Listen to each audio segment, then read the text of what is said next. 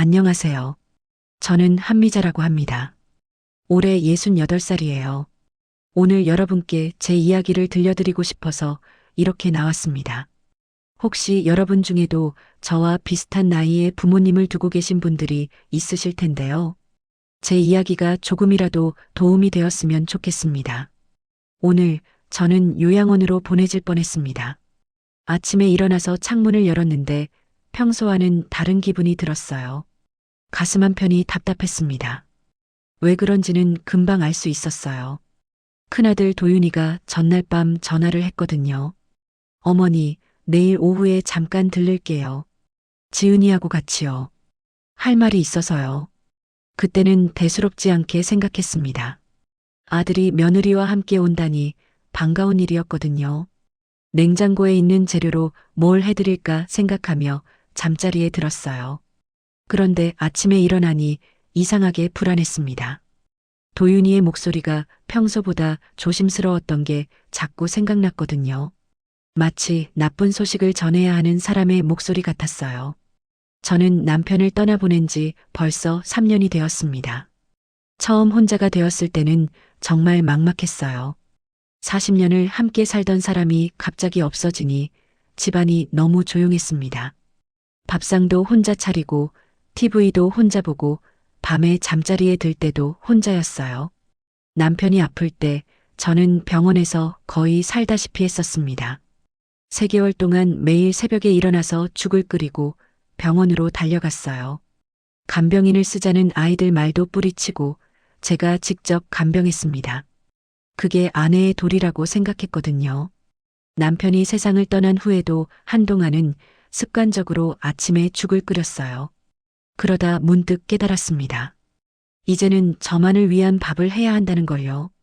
그때부터 조금씩 혼자만의 생활을 익혀나갔습니다. 처음에는 마트에 가는 것도 서툴렀어요. 2사람 분량으로만 장을 봐왔던 터라 혼자 먹을 만큼만 사는 게 어려웠거든요. 김치도 작은 통으로 담그는 법을 새로 배웠고요. 이웃 할머니들과도 조금씩 가까워졌습니다. 예전에는 남편 뒷바라지에만 정신이 없어서 동네 사람들과 깊이 사귈 시간이 없었거든요. 이제는 가끔 함께 시장도 가고 동네 경로당에서 차도 마셔요. 물론 아픈 곳도 있습니다. 무릎이 시큰거릴 때가 많아요. 비가 오기 전에는 특히 심해지죠. 혈압약도 빠뜨리지 않고 먹어야 하고요. 그래도 이 정도는 나이 든 사람이면 누구나 겪는 일이라고 생각했습니다. 아이들이 가끔 안부 전화를 할 때도 늘 괜찮다, 잘 지낸다고 대답했어요. 사실이었거든요. 혼자 살기에 불편한 건 있지만 견딜 수 없을 정도는 아니었으니까요. 점심 무렵 초인종이 울렸습니다. 도윤이와 며느리 지은 씨가 함께 왔어요. 손에는 평소보다 큰 과일 바구니를 들고 있었습니다. 뭔가 특별한 일이 있는 것 같았어요. 어머니, 안녕하세요. 지은 씨가 평소보다 더 정중하게 인사했습니다. 저는 반갑게 맞았어요. 어서 와요. 김치찌개 끓여놨어요. 밥 먹고 가세요. 어머니가 직접 하신 김치찌개죠? 정말 맛있어요. 지은 씨가 억지로 밝은 목소리로 말했습니다. 하지만 어딘가 어색했어요. 밥을 차려드리면서도 2사람의 표정을 살폈습니다. 도윤이는 평소보다 말수가 적었고 지은 씨는 계속 눈치를 보고 있었어요. 뭔가 중요한 이야기를 해야 하는데 어떻게 꺼낼지 고민하는 것 같았습니다. 도윤아, 요즘 회사 일은 어떠니? 많이 바쁘지? 제가 먼저 이야기를 꺼냈습니다. 네, 어머니. 요즘 프로젝트가 좀 많아서요. 지은이도 육아하랴 직장 다니랴 정신없어요. 그렇구나. 힘들겠네. 지호랑 지아는 잘 크고 있고 손자 손녀 이야기를 하니 지은 씨가 조금 밝아졌습니다. 잘 크고 있어요. 요즘 지호가 태권도를 배우는데 어머니 보고 싶다고 그러더라고요. 그래, 언제 한번 데리고 와. 그렇게 평범한 대화를 나누며 식사를 마쳤습니다. 하지만 공기는 여전히 무거웠어요. 차를 마시며 앉아 있는데 도윤이가 목을 가다듬더니 조심스럽게 말을 꺼냈습니다. 어머니, 요즘 어떠세요? 혼자 계시는 게 힘들지 않으세요? 뭐가 힘들어? 이 정도야 할 만하지. 제가 대답했습니다. 그런데 도윤이의 표정이 심각했어요. 무릎도 아프시고 혈압약도 드시잖아요. 밤에 혼자 계시면 불안하지 않으세요? 불안할 게 뭐 있니? 괜찮다. 저는 웃으며 대답했지만 도윤이는 며느리와 눈빛을 주고받았습니다. 분명히 미리 상의해 온 것 같았어요. 어머니, 사실 저희가 요양원 하나 알아봤어요. 그 말이 나오는 순간 세상이 조용해지는 것 같았습니다. 요양원? 제가 되묻자 도윤이가 준비해 온 듯 매끄럽게 설명을 시작했습니다. 네. 집에서 그리 멀지 않은 곳이에요. 시설이 정말 좋은 곳이고요. 간호사분들도 24시간 계시고 식사도 규칙적으로 나오고 어머니 같은 분들이 많이 계셔서 외롭지도 않을 거예요. 가슴이 철렁 내려앉았습니다. 저도 모르게 찻잔을 꽉 쥐고 있었어요. 내가 거기까지 갈 정도로 아픈가? 제가 물었습니다. 목소리가 떨리고 있었어요. 아프신 게 아니라 예방차 그러는 거예요. 어머니, 만에 하나 혼자 계시다가 넘어지시면 어떡해요? 밤에 갑자기 응급 상황이 생기면 누가 알아요? 옆에 있던 지은 씨가 조심스럽게 말을 보탰습니다. 어머니, 저희도 솔직히 말씀드리면 마음이 놓여야 직장 생활을 할 수 있어요. 매일매일 걱정되거든요. 애들 학교 보내고 회사 가고 집안일하고 정신이 하나도 없는데 어머니까지 걱정하면 저희가 너무 힘들어요. 그 말을 들으니 뭔가 이상했습니다. 분명히 저를 위한 이야기를 하고 있는데 자꾸 자기들이 편해지려는 말이 나오는 거예요. 어머니를 위해서도 그게 좋을 거예요. 거기 가시면 또래분들도 많고 규칙적으로 운동도 시키고 병원도 바로 연결되어 있어요. 도윤이가 계속 설명했지만 제 머릿속은 복잡했습니다. 정말로 제게 필요한 일인지 아니면 아이들의 편의를 위한 일인지 구분이 안 됐어요. 이미 상담 예약도 해놨어요. 이번 주 토요일에 같이 가보셔요. 보기만 하셔도 마음이 바뀌실 거예요. 도윤이가 확신에 찬 목소리로 말했습니다. 마치 이미 모든 게 정해진 것처럼 말이에요. 저는 아무 대답을 할 수 없었습니다. 분명히 제 인생에 대한 이야기인데 저는 구경꾼이 된 기분이었어요. 누군가 저에 대해 결정하고 저는 그저 듣고만 있는 거였습니다. 어머니, 답답하시겠지만 이게 최선이에요. 요즘엔 어르신들 대부분이 이렇게 해요. 집에서 혼자 지내시는 것보다 안전하거든요. 지은 씨가 위로하는 듯 말했습니다. 하지만 전혀 위로가 되지 않았어요. 오히려 더 서글펐습니다. 두 사람이 돌아간 후 집이 더욱 조용해졌습니다. 아까까지만 해도 평범했던 제 집이 갑자기 낡고 외로워 보였어요. 거실 소파에 혼자 앉아 있으니 온갖 생각이 들었습니다. 벽에 걸린 가족 사진들을 하나하나 바라봤어요. 아이들이 어렸을 때 사진, 남편과 함께 찍은 사진, 손주들과 찍은 사진. 이 모든 추억들을 두고 낯선 곳으로 가야 하는 걸까요? 정말 내가 요양원에 가야 할 만큼 늙었을까? 내가 정말 혼자 살기 어려운 상태일까? 아니면 누군가의 편의를 위해 내가 밀려나는 걸까? 그날 밤 잠이 오지 않았습니다. 천장을 보며 한참을 누워 있었어요. 40년 전 시집 올 때도 이렇게 불안했던 것 같았습니다. 내 의지와 상관없이 어디론가 가야 한다는 느낌 말이에요. 밤이 깊어갈수록 한 가지 생각이 자꾸 들었습니다. 평생 누군가를 위해 살아왔는데 마지막에도 누군가의 편의를 위해 내가 선택당하는 게 맞는 걸까 하는 생각이었어요. 새벽이 되어서야 잠깐 잠들 수 있었습니다. 그리고 꿈을 꾸었어요. 하얀 복도가 끝없이 이어지고 똑같이 생긴 방들이 줄지어 있는 꿈이었습니다. 그 꿈에서 저는 제 방을 찾지 못하고 계속 헤매고 있었어요. 다음 날 아침 창문을 열며 생각했습니다. 정말 이 집을 떠나야 하는 걸까? 이 창문으로 보던 풍경을, 이 부엌에서 해먹던 밥을, 이 침대에서의 잠을 포기해야 하는 걸까? 그런데 그날 오후 뜻밖의 전화가 걸려왔습니다. 오랜만에 듣는 반가운 목소리였어요. 미자야, 너 맞지? 한미자 맞지? 어머, 이 목소리는. 순애야? 맞다. 야, 너 살았구나. 50년 지기 친구 정순애의 목소리였습니다. 갑자기 가슴이 두근거렸어요. 이 친구와의 만남이 제 인생을 완전히 바꿀 거라는 건 그때는 상상도 못했습니다. 전화를 받는 순간 마음 한구석이 따뜻해졌습니다. 정순애는 제가 20살 때부터 알고 지낸 친구예요. 같은 동네에서 자라서 함께 시집가고 함께 아이를 키웠죠. 그런데 몇 년 전 순애가 서울로 이사를 가면서 연락이 뜸해졌었거든요.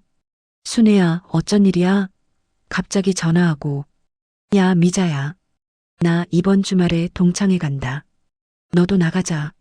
동창회? 우리 나이에 무슨 동창회야? 고등학교 동창회다. 3년에 한 번씩 하는 거 있잖아. 너 맨날 안 나오더니 이번엔 꼭 나와야 해. 동창회라니. 벌써 몇 년째 빠져왔는데요. 나이가 들수록 옛 친구들을 만나기가 어색해졌거든요. 다들 손자, 손녀 자랑, 자식 성공담만 늘어놓아서 피곤했어요. 나 요즘 몸이 좀. 무슨 소리야? 전화 목소리만 들어도 멀쩡한데. 나도 혼자 가기 심심해. 제발 나와라. 순애의 목소리에는 옛날과 똑같은 고집이 묻어 있었습니다. 이 친구는 어려서부터 한번 마음먹으면 끝까지 밀고 나가는 성격이었거든요. 그럼 한번 생각해 볼게. 생각 말고 꼭 나와. 토요일 오후 2시, 옛날 우리가 자주 가던 그 식당 알지? 전화를 끊고 나니 문득 토요일이 생각났어요. 아, 그날은 도윤이와 함께 요양원 상담을 받기로 한 날이었죠. 가슴이 다시 무거워졌습니다. 그 주 내내 저는 마음이 편치 않았어요. 요양원에 대한 생각을 하지 않으려고 해도 자꾸 머릿속에 떠올랐거든요. 정말 그곳이 제게 맞는 곳일까? 아니면 다른 방법은 없을까? 목요일 저녁 도윤이가 다시 전화를 했습니다. 어머니, 토요일 준비는 다 하셨죠? 상담 시간이 오후 3시니까 이 시쯤 모시러 갈게요. 도윤아, 그날 잠시 친구 만날 일이 있어서. 어머니, 이런 중요한 일을 뒤로 미루시면 안 되죠. 친구 만나는 건 다음에 하세요. 도윤이의 목소리가 단호했어요. 마치 제 일정 같은 건 중요하지 않다는 듯이 말이에요. 알겠다. 저는 그렇게 대답할 수밖에 없었습니다. 하지만 속으로는 서운했어요.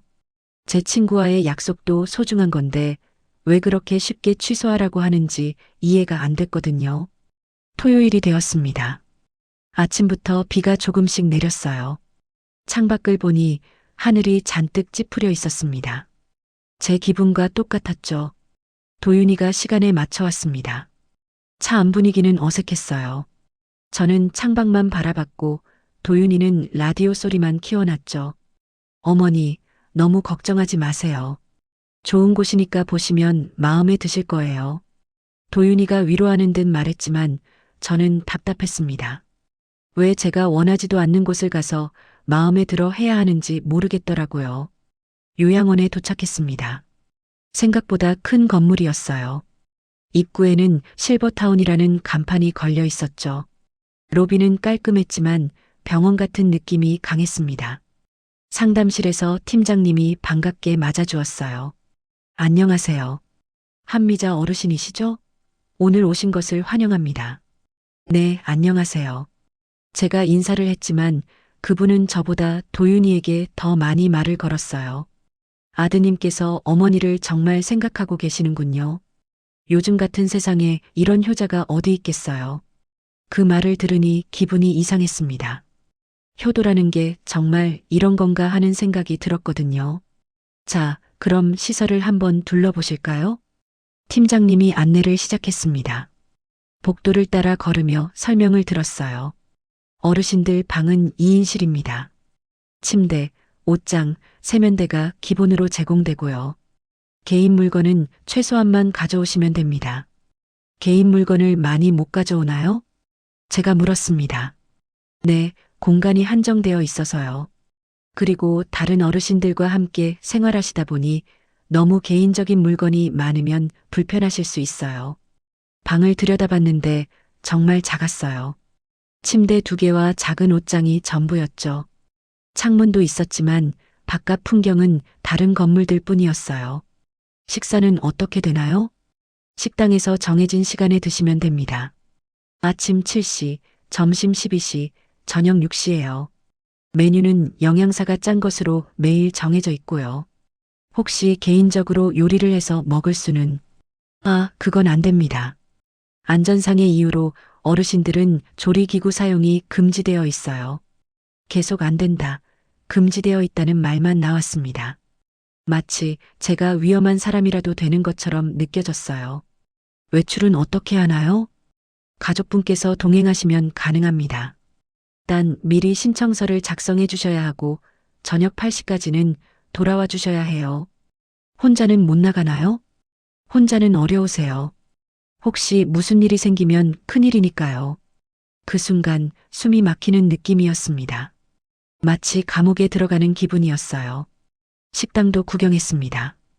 긴 테이블에 어르신들이 줄지어 앉아 계셨어요. 다들 조용히 식사를 하고 계셨는데 뭔가 활기가 없어 보였습니다. 보시다시피 다른 어르신들과 함께 식사하시니까 외롭지 않으실 거예요. 팀장님이 말했지만 저는 오히려 더 외로워 보였어요. 아무도 대화를 하지 않고 각자 자기 앞에 음식만 보고 있었거든요. 프로그램실도 구경했습니다. 몇몇 어르신들이 TV를 보고 계시거나 간단한 운동을 하고 계셨어요. 매일 다양한 프로그램이 있습니다. 노래교실, 미술치료, 가벼운 체조 등등요. 어르신들이 지루하지 않게 계속 뭔가 할 거리를 만들어 드리고 있어요. 하지만 저는 그것들이 정말 즐거워 보이지 않았어요. 마치 시간을 때우기 위한 것들 같았거든요. 상담을 마치고 차로 돌아오는 길, 도윤이가 물었습니다. 어때요, 어머니? 괜찮죠? 시설도 깔끔하고 프로그램도 많고. 저는 한동안 아무 말도 할 수 없었어요. 뭐라고 대답해야 할지 몰랐거든요. 생각해보자. 어머니, 너무 오래 생각하시면 안 돼요. 자리가 얼마나 귀한지 아세요? 다른 분들은 몇 달씩 기다리는데. 알겠다. 집에 돌아와서 혼자 앉아 있으니 더 막막했습니다. 정말 저런 곳에서 남은 인생을 보내야 하는 걸까? 규칙에 맞춰 밥 먹고 정해진 시간에 잠들고 허락받고 외출하고. 그때 핸드폰이 울렸습니다. 순애였어요. 야, 미자야. 오늘 동창회 왜 안 왔어? 다들 너 어디 갔나 했다. 미안해. 급한 일이 있어서. 무슨 급한 일? 설마 아픈 건 아니지? 순애의 걱정 어린 목소리를 들으니 갑자기 눈물이 날 것 같았어요.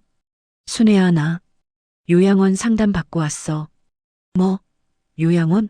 너가 왜? 도윤이가 그러는 거야. 혼자 있으면 위험하다고. 한동안 전화기 넘어가 조용했어요. 그러다가 순애가 말했습니다. 미자야, 내일 만날래? 할 얘기가 있어. 응, 그러자. 다음날 동네 카페에서 순애를 만났습니다. 몇 년 만에 보는 친구였는데 많이 늙었더라고요. 하지만 눈빛만은 예전 그대로였어요. 미자야, 너 정말 요양원 갈 거야? 모르겠어. 도윤이는 자꾸 재촉하는데 나는 싫어. 그럼 안 가면 되지. 그게 그렇게 쉽나. 만에 하나 무슨 일이라도 생기면. 순애가 커피를 한 모금 마시더니 저를 똑바로 보며 말했습니다. 미자야, 우리 같이 살면 안 될까? 뭐? 요양원 말고 우리 둘이 작은 집 하나 얻어서 같이 사는 거야. 순간 귀를 의심했어요. 야, 정순애. 우리가 무슨 대학생이야? 왜 안 돼? 우리 둘 다 혼자 살고 있잖아. 서로 도와주면서 살면 되지.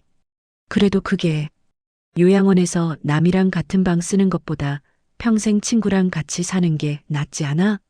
그 말에 가슴이 뛰기 시작했어요. 정말 그런 게 가능할까?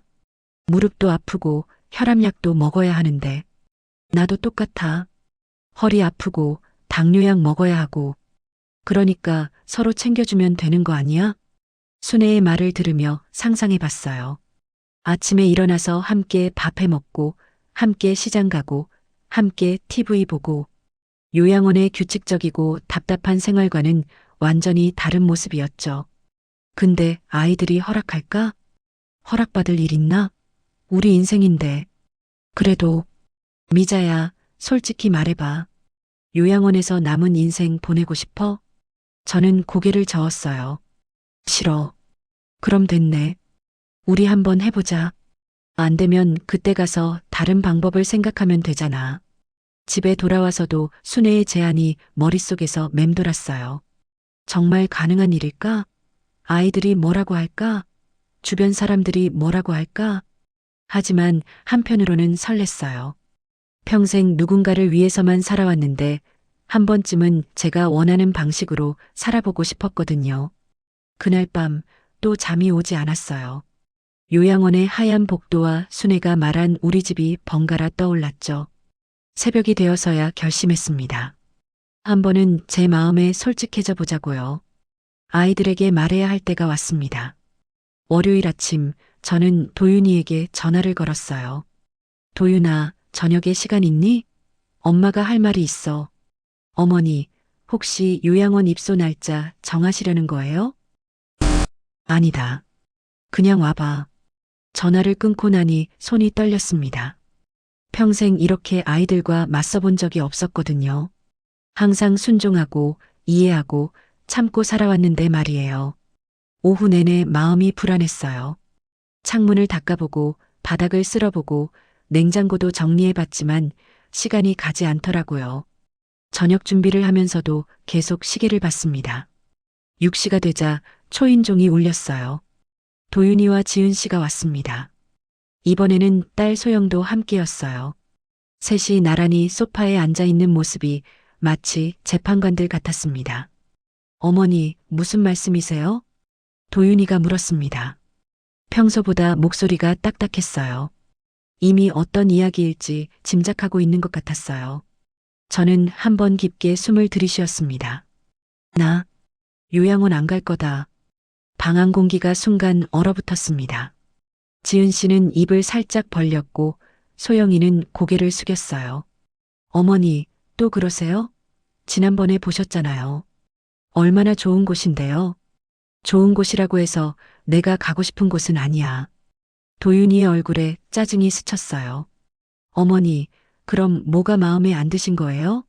시설도 깨끗하고 프로그램도 많고 간호사도 상주하고 있는데 그게 다가 아니잖니. 나는 거기서 내가 되고 싶지 않아. 지은 씨가 조심스럽게 끼어들었어요. 어머니, 그럼 어떻게 하실 건데요? 계속 혼자 계실 수는 없잖아요. 왜 없어? 나 아직 멀쩡한데. 목소리에 힘을 주며 말했지만 속으로는 떨렸어요. 정말 제가 맞는 말을 하고 있는 걸까? 어머니, 도윤이의 목소리가 높아졌습니다. 지금 장난하시는 거예요? 저희가 얼마나 걱정되는지 아세요? 매일 밤 잠도 제대로 못 자고 있어요. 걱정이면 자주 와서 안부나 물어봐라. 왜 나를 어디 보내려고만 해? 그게 어디 보내는 게 아니라 모시는 거잖아요. 어머니가 안전하게 지킬 수 있는 곳으로. 저는 가슴이 답답했어요. 왜 아무도 제 말을 들으려고 하지 않는 걸까요? 나는 안전보다 자유가 더 소중하다. 어머니, 그런 고집 부리시지 마세요. 나이 드신 분이 혼자 사시면 위험해요. 뉴스에서 봤잖아요. 혼자 사시던 할머니가 쓰러져서 며칠 후에 발견된 일들. 그 말을 듣자 가슴이 서늘해졌어요. 하지만 굴복할 수는 없었어요. 소영이 조용히 입을 열었습니다. 오빠, 엄마 말씀도 들어봐. 소영아, 너까지 왜 그래? 엄마 편만 들고. 편을 드는 게 아니라 엄마가 뭘 원하시는지 알아봐야 하는 거 아니야? 도윤이가 한숨을 크게 쉬었어요. 그럼 어머니는 뭘 원하세요? 계속 혼자 사시겠다는 거예요? 이때였습니다. 제가 용기를 내서 말했어요. 혼자 안 산다. 아이들이 고개를 들었어요. 궁금하다는 표정들이었죠. 그게 무슨 말이에요? 순애랑 같이 살 거다. 순간 정적이 흘렀습니다. 지은 씨가 먼저 입을 열었어요. 어머니, 그게 가능한 일이에요? 왜 불가능해? 둘 다 혼자 살고 있는데 같이 살면 되지. 도윤이가 벌떡 일어났습니다. 어머니, 정말 농담 그만하세요. 그 나이에 무슨 친구랑 동거예요? 동거가 뭐가 나쁘니?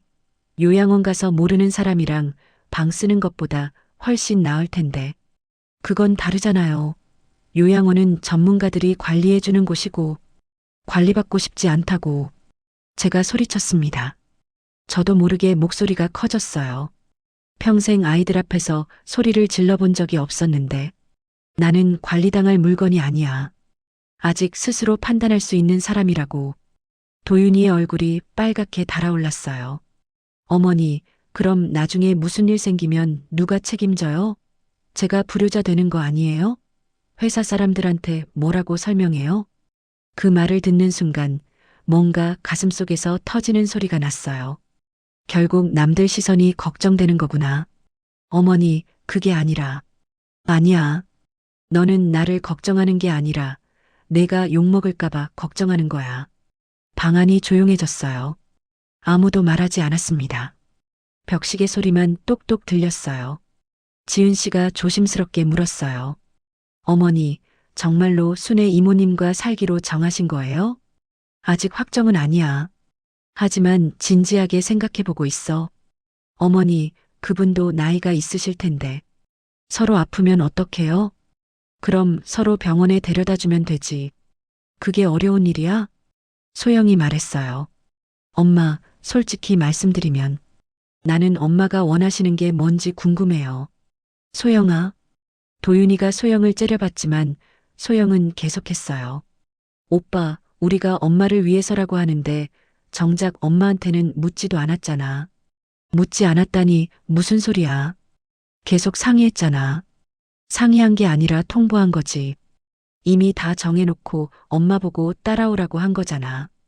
도윤이가 말문이 막혔어요. 잠시 후 억지로 목소리를 낮추며 말했습니다.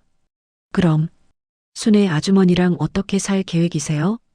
작은 아파트 하나 얻어서 방 하나씩 쓰고 거실이랑 부엌은 같이 쓰는 거지. 생활비는 어떻게 하고요? 각자 연금이 있잖니. 합치면 충분해. 혹시 다치시거나 아프시면요?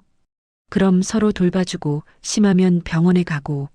뭐가 그리 복잡해? 지은 씨가 걱정스럽게 말했어요. 어머니, 그래도 만에 하나 사이가 안 좋아지면 어떡해요? 가족도 아닌데. 가족이라고 해서 항상 사이가 좋은 건 아니잖니.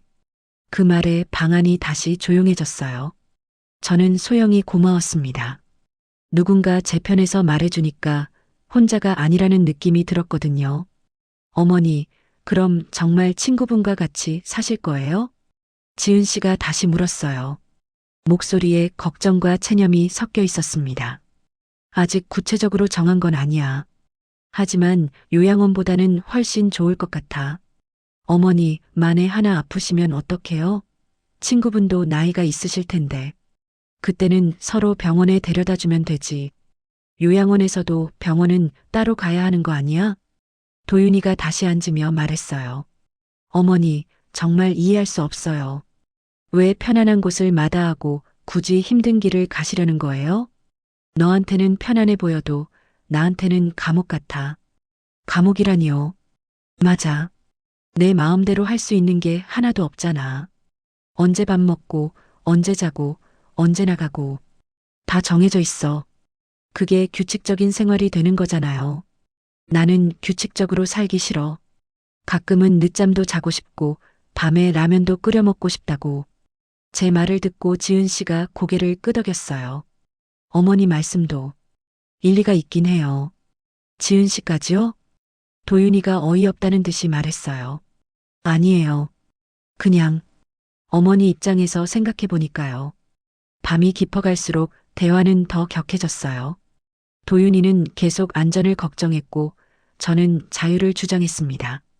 소영이는 제 편을 들어줬지만 그것 때문에 남매 간의 갈등이 생기는 것 같았어요. 어머니, 정말 마지막으로 한 번만 더 생각해 보세요. 요양원이 그렇게 나쁜 곳이 아니에요. 도윤아, 너는 거기서 살아볼 생각 있니? 제가 왜 거기서 살아요? 그럼 나보고 왜 거기서 살라고 하니? 결국 그날은 결론 없이 끝났어요. 아이들이 돌아간 후 저는 혼자 소파에 앉아 있었어요. 정말 제가 옳은 선택을 하고 있는 걸까? 아이들을 너무 속상하게 하는 건 아닐까? 다음 날 도윤이가 다시 왔어요. 이번에는 혼자였습니다. 얼굴이 많이 상해 있었어요. 어머니, 어제 제가 너무 흥분했나 봐요. 괜찮다. 하지만 어머니, 정말로 친구분과 같이 사시겠다는 마음은 바뀌지 않으세요? 응. 도윤이가 한참 동안 말이 없었어요. 창밖을 보며 뭔가 깊이 생각하고 있는 것 같았어요. 그러더니 조용히 말했습니다. 어머니가 그렇게 하고 싶으시다면 일단 해보세요. 깜짝 놀랐어요. 정말이야? 네. 대신 조건이 있어요. 한 달에 한 번씩은 건강검진을 받으시고 무슨 일 있으면 바로 연락하세요. 그 정도야 당연하지. 그리고 정말 안 되겠다 싶으면 그때는 저희 말 들어주세요. 저는 고개를 끄덕였어요. 고맙다, 도윤아. 저도 어머니가 행복하셨으면 좋겠어요. 다만, 걱정이 되는 건 어쩔 수 없어요. 알겠어. 나도 조심할게. 그날 오후 순애에게 전화를 걸었어요. 순애야, 나 결심했어. 뭘? 우리 같이 살자. 전화기 너머로 순애가 환호하는 소리가 들렸어요. 정말? 정말로? 응. 도윤이도 허락했어. 와, 미자야, 우리 진짜 해보자. 하지만 막상 구체적으로 생각해보니 걱정이 되기 시작했어요. 정말 가능한 일일까? 두 늙은 사람이 함께 산다는 게 말처럼 쉬운 일일까? 가족도 아닌 사이에서 갈등이 생기면 어떡하지? 그날 밤 또 잠이 오지 않았어요. 이번에는 두려움 때문이었습니다. 혹시 잘못 선택한 건 아닐까?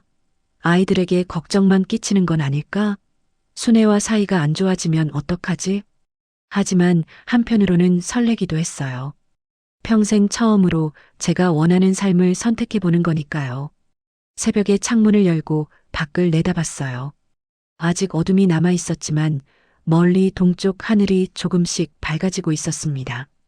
새로운 하루가 시작되는 것처럼 제 인생에도 새로운 장이 열리는 것 같았어요. 며칠 후 순애와 만나서 본격적으로 집을 구하러 다녀야겠다고 생각했습니다.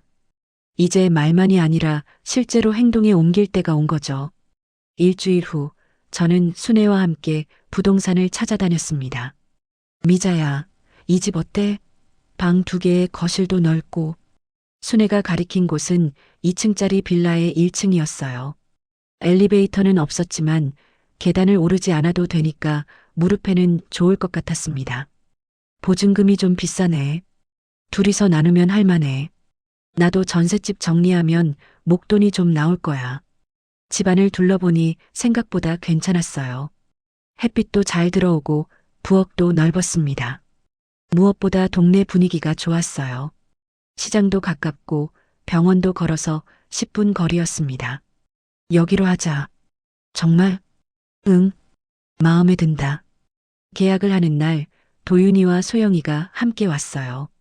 서류를 확인하고 집 상태도 꼼꼼히 봤습니다. 어머니, 생각보다 괜찮은 곳이네요. 도윤이가 말했어요. 목소리에 안도감이 묻어 있었습니다. 그럼 걱정 말고 잘 지내세요. 소영이가 제 손을 꼭 잡았어요. 엄마, 힘들면 언제든지 연락하세요. 고맙다, 소영아. 이사하는 날은 정말 분주했어요. 평생 모은 살림을 정리하는 일이 이렇게 힘들 줄 몰랐거든요. 버릴 것과 가져갈 것을 구분하는 것부터가 어려웠어요. 미자야, 이 그릇들은 어떻게 할 거야? 응? 아, 그거는 가져가자. 남편이 좋아하던 거야. 그럼 이 이불은? 그것도 가져가고. 순애가 웃었어요. 야, 이러다가 다 가져가겠네. 새 집이 좁은데. 그래도 추억이 있는 건 가져가고 싶어? 결국 생각보다 많은 짐을 가져갔어요. 새 집에 짐을 풀면서 둘 다 지쳐서 바닥에 주저앉았습니다. 야, 우리 정말 여기서 살 수 있을까? 순애가 물었어요. 모르겠어. 해보자. 첫날 밤이 가장 어색했어요. 같은 집에 있지만 각자 방에 들어가서는 뭘 해야 할지 몰랐거든요. 평생 혼자 살다가 갑자기 누군가와 함께 지내는 게 쉽지 않더라고요. 둘째 날부터는 조금씩 규칙을 정하기 시작했어요. 미자야, 우리 아침은 누가 해? 번갈아 하자. 오늘은 내가 할게. 그럼 설거지는 내가 하고. 좋아. 생각보다 많은 것들을 정해야 했어요. 누가 언제 빨래를 하고, 누가 청소를 하고, 장은 언제 볼지. 사소한 것들이었지만 중요했습니다. 순애야, 우리 규칙 하나 더 만들자. 뭔데? 아픈 건 숨기지 말자. 작은 거라도 말해주기. 좋아. 그럼 하나 더. 화나는 일 있으면 바로 얘기하자. 속으로만 사귀지 말고. 벽에 종이를 붙이고 우리만의 규칙을 적어 나갔어요. 아픈 거 숨기지 않기. 화나는 일 바로 얘기하기. 새벽에 혼자 울지 말고 서로 불러내기. 자식 욕은 하루에 한 번까지만. 냉장고 음식 함부로 먹지 않기. 마지막 규칙은 며칠 뒤에 추가된 거예요. 제가 순애를 위해 사둔 요구르트를 순애가 다 먹어버린 일이 있었거든요. 미안, 미자야. 내 거인 줄 몰랐어. 됐어. 앞으로는 이름 써놓자. 그런 사소한 일들이 있었지만 대체로 잘 지냈어요. 아침에 일어나면 서로 잘 잤어? 하고 인사를 나누고 함께 아침을 먹었습니다. 혼자 살 때는 대충 라면으로 때우기도 했는데 둘이 있으니까 제대로 밥을 해먹게 되더라고요. 순애야, 오늘 뭐 해먹을까? 김치찌개 어때? 김치가 잘 익었던데. 좋아. 나는 계란말이 해줄게. 함께 부엌에 서서 요리를 하는 시간이 즐거웠어요. 혼자서는 귀찮았던 일들도 둘이 하니까 재미있었습니다.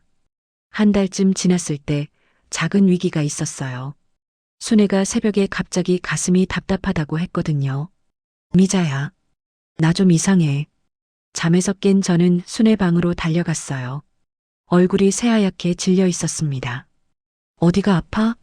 가슴이 답답하고 숨쉬기가 힘들어. 병원 가자. 새벽에 어떻게? 응급실 가면 되잖아. 저는 서둘러 119에 신고했어요. 그리고 도윤이에게도 연락했습니다. 도윤아, 엄마야. 순애 이모가 갑자기 아파서 응급실 가고 있어. 어머니, 지금 어디세요? 병원으로 가고 있어. 빨리 와. 응급실에서 몇 시간을 기다리는 동안 정말 무서웠어요. 혹시 순애에게 큰일이 생기면 어떡하지? 제가 잘못 판단한 건 아닐까? 다행히 큰 문제는 아니었어요. 과로와 스트레스 때문에 생긴 일시적 증상이라고 했습니다. 며칠 안정을 취하시면 괜찮아지실 거예요. 의사 말을 듣고서야 안심했어요. 순애도 금방 얼굴에 웃음이 돌아왔습니다. 미자야, 고마워. 너 아니었으면 어쩔 뻔했어. 무슨 소리야? 우리는 가족이나 마찬가지잖아. 병원에서 돌아온 후 도윤이가 말했어요. 어머니, 잘 대처하셨네요. 혼자셨으면 큰일 날 뻔했어요. 그러게, 둘이 사는 게 좋은 것 같아요. 지은 씨도 동의했어요. 어머니, 솔직히 처음에는 걱정했는데, 이렇게 서로 돌봐주시니까 오히려 더 안전한 것 같아요. 그 일 이후로 아이들의 태도도 많이 바뀌었어요. 처음에는 걱정과 반대만 했는데, 이제는 격려해주기 시작했습니다. 어머니, 집들이는 언제 해요? 우리도 놀러 가고 싶어요. 소영이가 말했어요. 아직 집이 정리가 안 됐는데, 그냥 편하게 와. 뭐 대단한 거 차려줄 건 없지만, 다음 주말에 아이들이 다 왔어요. 도윤이 가족, 소영이, 그리고 순애의 딸까지 해서 총 8명이나 되었습니다. 집이 좁다고 걱정했는데 오히려 복작복작한 게 좋더라고요. 오랜만에 큰 상을 차려서 다 같이 밥을 먹었어요. 와, 할머니들 요리 정말 맛있어요. 손자 지호가 말했어요. 더 먹어라. 할머니가 많이 해놨어. 이모님, 저희가 뭘 도와드릴까요? 지은 씨가 물었어요. 괜찮아. 우리가 다 할 수 있어. 식사 후에는 거실에 모여서 이야기를 나눴어요. 아이들이 저희 생활에 대해 궁금해했습니다. 할머니, 여기서 지내시는 게 어때요? 응, 좋아. 심심하지도 않고 싸우지는 않으세요? 손녀 지아가 물었어요. 가끔 의견이 다를 때도 있지만 금방 풀어져. 어떻게 풀어요? 솔직하게 얘기해. 화난 이유도 말하고 미안한 것도 말하고. 순애가 덧붙였어요. 할머니들도 처음엔 어색했는데 이제는 진짜 가족 같아. 그날 밤 손주들이 돌아간 후 저와 순애는 설거지를 하며 이야기했어요. 미자야, 우리 정말 잘한 것 같아. 응, 나도 그래. 처음엔 걱정했는데 이제는 혼자 사는 게 더 이상할 것 같아. 창밖을 보니 별이 반짝이고 있었어요. 예전에는 혼자 보던 밤하늘을 이제는 함께 볼 수 있어서 좋았습니다. 며칠 후 동네 복지관에서 연락이 왔어요. 어르신들, 혹시 다른 어르신들께 경험담을 들려주실 수 있을까요? 혼자 사시는 분들이 많이 궁금해 하세요. 우리가 뭘 얘기해요? 그냥 솔직하게 말씀해 주시면 돼요. 어떻게 시작하게 되셨는지, 어려운 점은 없는지. 생각해 보니 우리 같은 경우가 그리 흔하지는 않을 것 같았어요. 대부분 혼자 사시거나 요양원에 가시거나 하는데 친구끼리 같이 사는 건 별로 없으니까요. 해보자, 미자야. 응, 우리 경험이 도움이 될 수도 있겠네. 그렇게 해서 저희는 복지관에서 작은 강연을 하게 되었어요. 처음에는 떨렸지만 막상 시작하니 할 말이 많더라고요.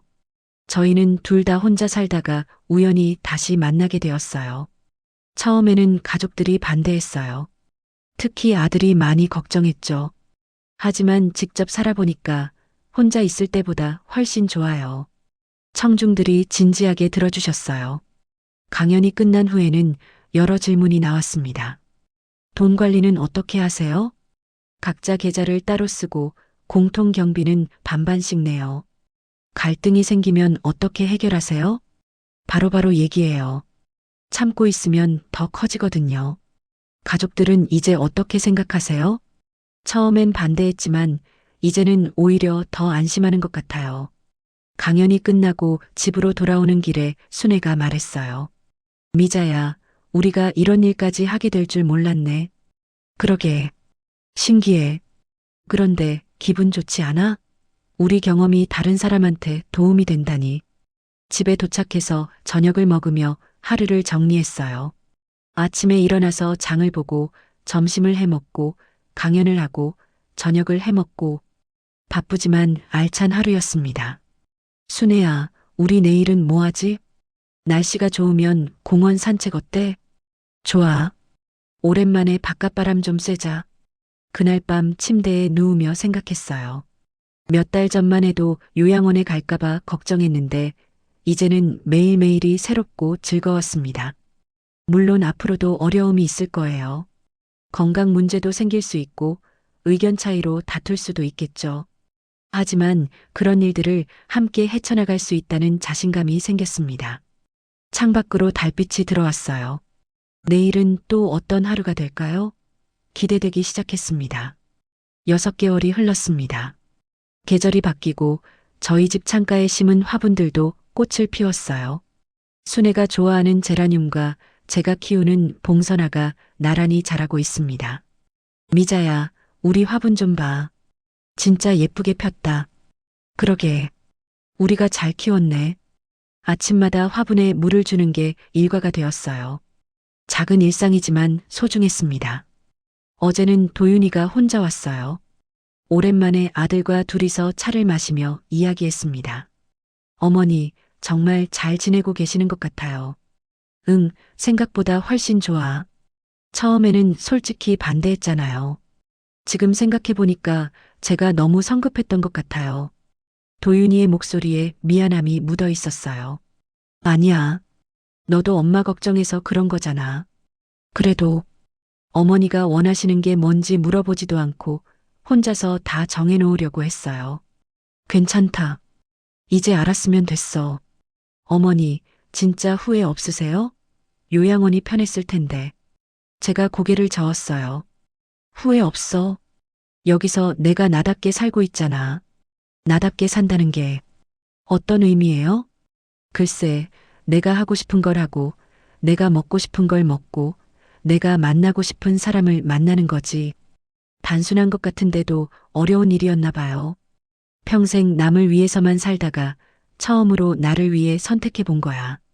도윤이가 고개를 끄덕였어요. 어머니, 앞으로는 큰일 말고는 어머니가 알아서 하세요. 제가 끼어들지 않을게요. 고맙다. 대신 건강만은 꼭 챙기세요. 물론이지. 그 대화 이후로 도윤이가 많이 달라졌어요. 예전처럼 이것저것 간섭하지 않고 가끔 안부만 묻습니다. 오히려 그게 더 편해요. 지난주에는 특별한 일이 있었어요. 동네 복지관에서 저희를 올해의 모범 어르신으로 선정했다고 하더라고요. 한미자, 정순의 어르신께서는 새로운 노후 생활의 모델을 제시해 주셨습니다. 시상식에서 관장님이 말씀하셨어요. 혼자 사시는 어르신들에게 용기를 주었고 가족 중심적 사고에서 벗어나 개인의 선택을 존중하는 계기를 만들어 주셨습니다. 상장을 받으면서 순애와 손을 꼭 잡았어요. 우리가 이런 인정을 받을 줄 몰랐거든요. 미자야, 우리가 상까지 받네. 그러게, 꿈 같다. 시상식이 끝난 후 몇몇 어르신들이 다가오셨어요. 저희도 혹시 그런 식으로 살 수 있을까요? 물론이죠. 마음 맞는 분과 함께 하시면 돼요. 가족들이 반대하면 어떻게 해요? 처음에는 반대할 거예요. 하지만 끝까지 설득해 보세요. 결국 이해해 주실 거예요. 그날 밤 집에 돌아와서 상장을 벽에 걸었어요. 우리가 정한 규칙 옆에 나란히 걸어두니까 뭔가 의미 있어 보였습니다. 순애야, 우리 정말 잘했네. 응. 무서웠지만 용기 내기 잘했어. 며칠 전에는 또 다른 기쁜 일이 있었어요. 지역 신문에서 저희 이야기를 기사로 실었거든요. 요양원 대신 친구와 함께 새로운 노후의 시작. 제목을 보니까 뿌듯했어요. 기자 아저씨가 인터뷰를 했는데 여러 가지를 물어봤어요. 가장 힘든 점은 무엇인가요? 서로 다른 생활 습관을 맞춰가는 거예요. 하지만 대화로 다 해결됩니다. 가장 좋은 점은요? 외롭지 않아요. 그리고 서로 의지할 수 있다는 게 든든해요. 다른 어르신들에게 하고 싶은 말이 있다면 나이 들었다고 포기하지 마세요. 언제든 새로운 시작이 가능해요. 기사가 나간 후에 전화가 많이 왔어요. 모르는 분들이 조언을 구하는 전화였습니다. 저도 친구와 함께 살아보고 싶은데 어떻게 시작하면 좋을까요? 일단 마음 맞는 분을 찾으세요. 그리고 충분히 대화해 보시고요. 경제적인 문제는 어떻게 해결하셨어요? 각자 연금과 적금이 있으니까 크게 어렵지 않아요. 생활비를 반반씩 나누면 되고요. 이런 전화를 받으면서 느낀 건 저희와 같은 상황에 있는 분들이 생각보다 많다는 거였어요. 혼자 사는 게 불안하지만 요양원은 가기 싫고 자식들에게는 부담 주기 싫어서 고민하는 분들 말이에요. 순애야, 우리가 좋은 일 했네. 응. 다른 분들한테도 용기를 준 것 같아. 오늘은 소영이가 아이들과 함께 왔어요. 지호와 지아가 할머니들 집에서 하룻밤 자고 간다고 하네요. 할머니, 여기서 자는 거 재밌어요. 지아가 말했어요. 그래. 할머니가 맛있는 거 해줄게. 저녁을 해주고 함께 TV도 보고 손주들과 이런저런 얘기를 나눴어요. 예전에 혼자 살 때는 이런 일이 부담스러웠는데 지금은 순애가 함께 도와주니까 즐겁기만 합니다. 할머니, 순애 할머니랑 사이좋게 지내세요? 지호가 물었어요. 응, 아주 좋아. 싸우지 않아요? 가끔 의견이 다를 때도 있지만 금방 풀려. 어떻게 풀어요? 솔직하게 얘기해. 내가 이래서 화났어. 미안해 이렇게. 우와, 어른들도 미안하다고 말해요? 물론이지. 미안할 때는 미안하다고 해야지. 손주들이 잠든 후 저와 순애는 거실에서 차를 마셨어요. 미자야, 벌써 6개월이 지났네. 정말 빨라. 처음엔 어떻게 될지 몰랐는데. 그때 용기 안 냈으면 어땠을까? 지금쯤 요양원에 있겠지. 규칙적으로 밥 먹고 정해진 시간에 자고. 생각만 해도 답답해. 창밖에 달이 밝았어요. 예전에는 혼자 보던 달을 이제는 함께 볼 수 있어서 좋습니다. 순애야, 우리 앞으로도 계속 이렇게 살자. 당연하지. 어디 가겠어? 건강하게 오래오래 살면서. 그래. 서로 의지하면서. 다음 주에는 복지관에서 또 강연을 하기로 했어요. 이번에는 친구와 함께하는 노후 생활이라는 주제입니다. 미자야, 우리가 이제 강사가 다 됐네. 그러게. 재밌지 않아? 응, 우리 경험이 다른 분들한테 도움이 되니까 보람 있어. 저는 요즘 일기를 쓰기 시작했어요. 매일 있었던 일들을 적어두는 거예요. 나중에 손주들이 커서 읽어보면 좋을 것 같아서요. 오늘은 순애와 함께 시장에 갔다. 사과가 맛있어 보여서 많이 샀다. 저녁에는 도윤이가 전화해서 안부를 물었다. 목소리에서 걱정 대신 따뜻함이 느껴졌다. 이런 소소한 일상들이 모여서 제 인생이 되는 거겠죠. 며칠 전에는 옛날 동창 몇 명이 저희 집에 왔어요. 미자야, 너 정말 용감하다. 우리도 이런 생각 해봤는데 실행할 엄두가 안 나더라. 어떻게 시작한 거야? 친구들에게 처음부터 끝까지 이야기해줬어요. 도윤이가 요양원을 권했던 일, 순애의 제안, 가족들과의 갈등, 그리고 지금까지의 과정을요. 정말 잘한 것 같아. 너 얼굴이 훨씬 밝아졌어. 나도 그런 느낌이야. 매일이 새로워. 혼자 있을 때는 몰랐는데 함께 있으니까 하루하루가 알찬 것 같아. 친구들이 돌아간 후 순애가 말했어요. 미자야, 우리 진짜 잘 선택했네. 응, 후회 없어. 지난주 일요일에는 전체 가족 모임이 있었어요. 도윤이 가족, 소영이, 순애의 딸 가족까지 모두 모였습니다. 어머니들 정말 보기 좋아요. 지은 씨가 말했어요. 둘 다 혼자 계실 때보다 훨씬 건강해 보이세요. 그럼요. 서로 챙겨주니까요. 식사도 규칙적으로 하게 되고 운동도 함께하고 도윤이가 덧붙였어요. 어머니, 정말 현명한 선택이었던 것 같아요. 그 말을 듣고 가슴이 따뜻해졌어요. 처음에는 그렇게 반대했던 아들이 이제는 인정해 주니까요. 도윤아, 너도 고생했다. 처음에 걱정 많이 했지? 네. 솔직히 말하면 어머니가 다치시거나 아프시면 어쩌나 걱정했어요. 지금도 걱정되지? 조금은 하죠. 하지만 예전처럼 불안하지는 않아요. 순애 이모님이 계시니까 안심이 돼요. 식사 후에 모두들 거실에 모여 앉아 이야기를 나눴어요. 손주들은 게임을 하고 어른들은 차를 마시며 담소를 나눴습니다. 할머니들, 다음에는 어디 여행 가세요? 소영이가 물었어요. 아직 정하지 않았는데 어디가 좋을까? 부산 어때요? 바다도 보고 온천도 하고 좋은 생각이네. 순애야 어때? 좋아. 오랜만에 바다 보고 싶었어. 그렇게 다음 여행 계획도 세우게 되었어요. 혼자서는 엄두도 못 냈을 일들을 이제는 함께 계획할 수 있어서 좋습니다. 어젯밤에는 순애와 함께 앞으로의 계획에 대해 이야기했어요. 미자야, 우리 이렇게 몇 년이나 같이 살 수 있을까? 모르지. 하지만 가능한 한 오래 함께 있자. 나중에 정말 거동이 불편해지면 어떡하지?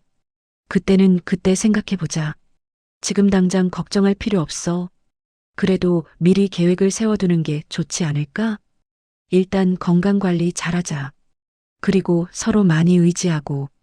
고마워, 미자야. 나 혼자였으면 이렇게 못 살았을 거야. 나도 마찬가지야. 고마워. 창밖으로 별이 반짝이고 있었어요. 내일은 또 어떤 하루가 될까요? 이 이야기를 듣고 계신 여러분, 혹시 여러분 주변에도 혼자 계시며 외로워하는 부모님이나 어르신이 계신가요? 아니면 요양원에 가기는 싫지만 마땅한 대안이 없어서 고민하고 계시는 분이 있으신가요? 저는 감히 말씀드리고 싶습니다. 나이 들었다고 해서 모든 걸 포기할 필요는 없다고요. 언제든 새로운 시작이 가능하다고요. 물론 쉬운 일은 아닙니다. 용기도 필요하고 가족들을 설득하는 것도 어려울 수 있어요. 하지만 불가능한 일도 아닙니다. 가장 중요한 건 자신이 어떻게 살고 싶은지 아는 거예요. 그리고 그것을 위해 용기를 내는 거고요. 저는 지금 정말 행복합니다. 68년을 살아오면서 처음으로 진짜 제가 원하는 삶을 살고 있거든요. 나이 들어도 우리의 인생은 끝까지 우리 손에 있습니다. 이 영상이 여러분께 조금이라도 용기가 되었으면 좋겠습니다. 그리고 주변에 비슷한 고민을 하고 계신 분이 있다면 꼭 이 이야기를 들려주세요. 마지막으로 이런 소중한 이야기를 끝까지 들어주셔서 감사합니다. 다음에 또 좋은 이야기로 찾아뵙겠습니다.